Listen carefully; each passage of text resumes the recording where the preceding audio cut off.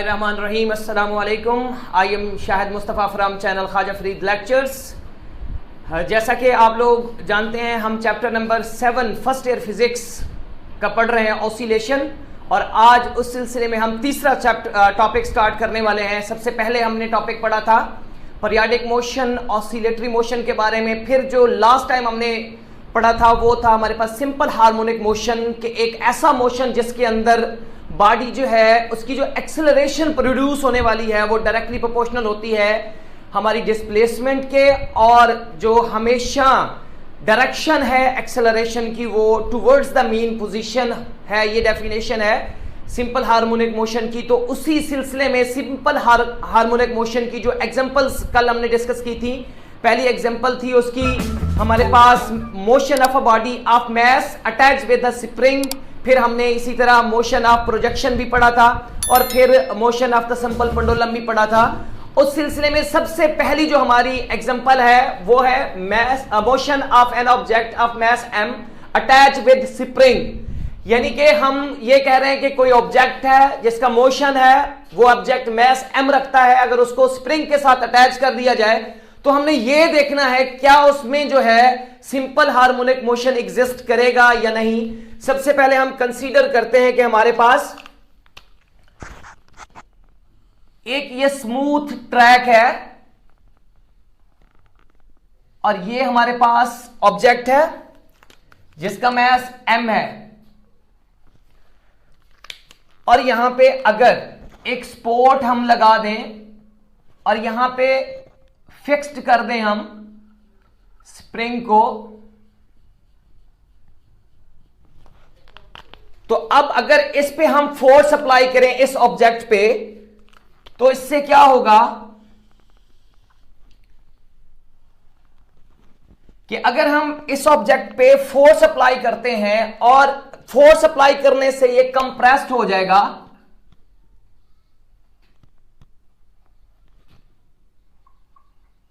तो ये इस तरह हमारा स्प्रिंग जो है ये कंप्रेस्ड हो जाएगा। यानी अगर हम इस डायरेक्शन के अंदर क्या करें, फोर्स लगाएं F और उसकी डायरेक्शन हो इस तरफ, तो ये स्प्रिंग जो है वो कंप्रेस्ड हो जाएगा। अब अगर हम यही वाली फोर्स रिमूव कर दें तो अब क्या होगा, हमारा ये जो ऑब्जेक्ट है ये मूव करना स्टार्ट कर देगा।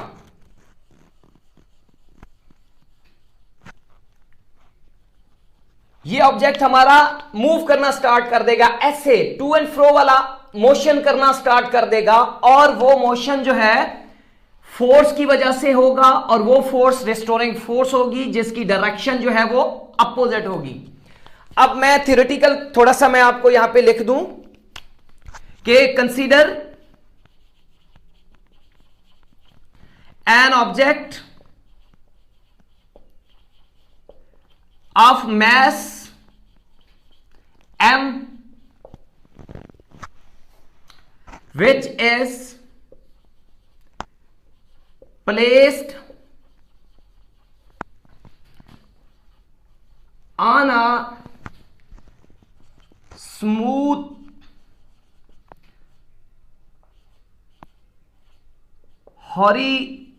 horizontal surface and it is placed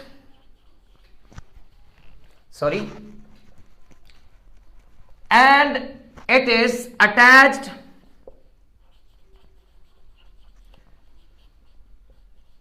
with spring when force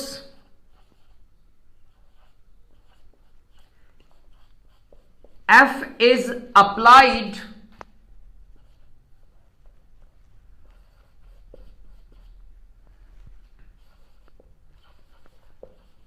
on it।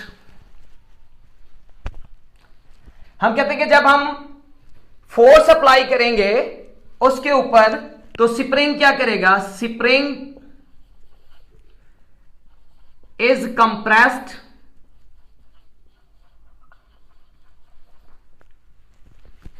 then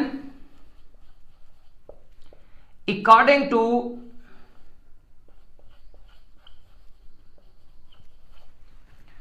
Hooke's law,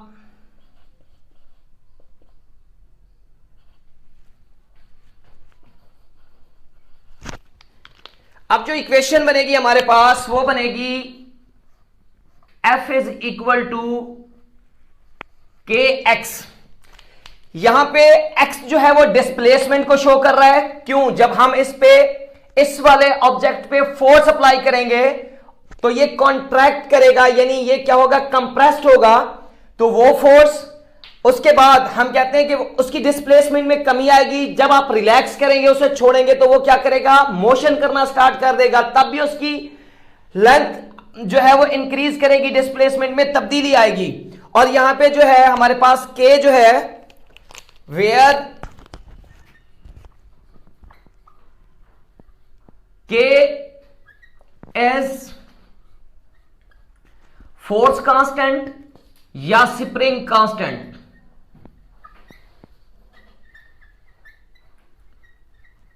तो के यहां पे जो है वो स्प्रिंग कांस्टेंट है। अब अगर हम वो रिलैक्स कर दें, यानी फोर्स को जो है रिमूव कर दें, when force F is removed, then the object starts to move towards its mean position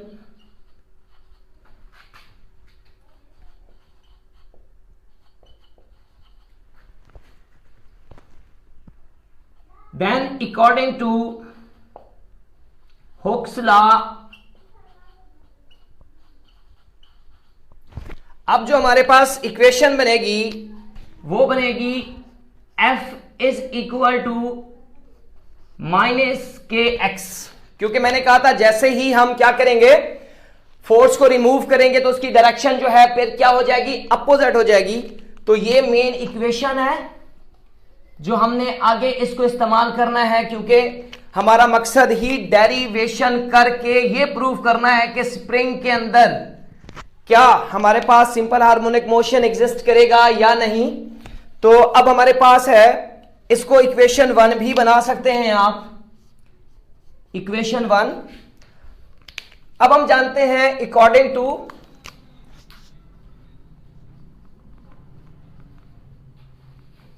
Newton's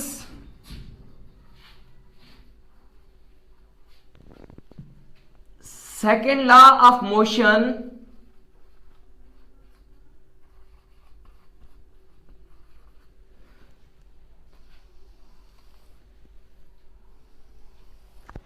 second law of motion हमें क्या बताता है, वो बताता है कि F इज इक्वल टू होता है ma के इक्वल। तो इसको आप इक्वेशन जो है वो बना दें 2। क्लियर होगी बात? तो इसको भी मैं आपको बोल्ड कर देता हूं ताकि परेशानी ना हो, जो मेन बात है इसमें। अब कंपेयरिंग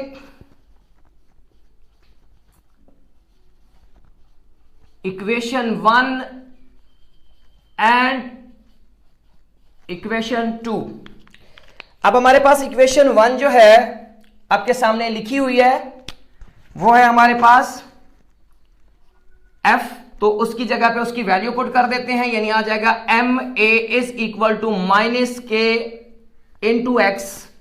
अगर एक्सेलरेशन हम देखना चाहते हैं, a इज इक्वल टू हो जाएगा minus k as it is over m into x. अब स्टूडेंट्स यहां पे गौर करने वाली बात है, हम कहते हैं k जो है वो है हमारे पास स्प्रिंग कांस्टेंट। इसी तरह अगर इस केस के अंदर मैं आपसे सवाल पूछूं, जब हमने इस ऑब्जेक्ट को क्या किया था, फोर्स अप्लाई की थी, तो वो ऑब्जेक्ट क्या हुआ था, कंप्रेस्ड हुआ था। तो क्या उस टाइम ऑब्जेक्ट का मैस कम हुआ था? नहीं। मैस में कोई तब्दीली आई थी? नहीं। इसलिए हम कहते हैं कि मैस भी कांस्टेंट है। अब जैसे कि हमारे पास k कांस्टेंट है, इसी तरह हमारे पास मैस भी कांस्टेंट है, तो दोनों टर्म क्या हो जाएंगी, इज इक्वल टू कांस्टेंट। सो हमारे पास जो इक्वेशन आ जाएगी अब, a इज इक्वल टू, यहां पे आ जाएगा कांस्टेंट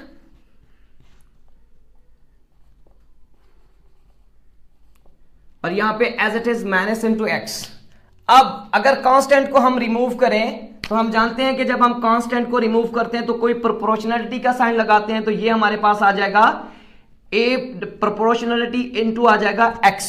तो ये था हमारा फाइनल रिजल्ट जो हमने क्या करना था, कैलकुलेट करना था, देखना था। अब देखें कि हमने प्रूव कर दिया है कि एक्सेलरेशन जो है वो डायरेक्टली प्रोपोर्शनल है किसके, अपना डिस्प्लेसमेंट के। तो हम यहां पे लिख देंगे hence it is prove that the motion of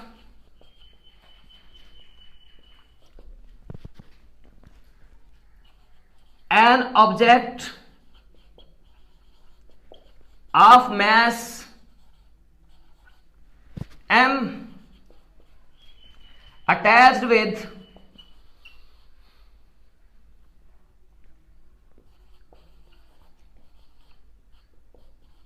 spring is simple harmonic motion यानी SHM।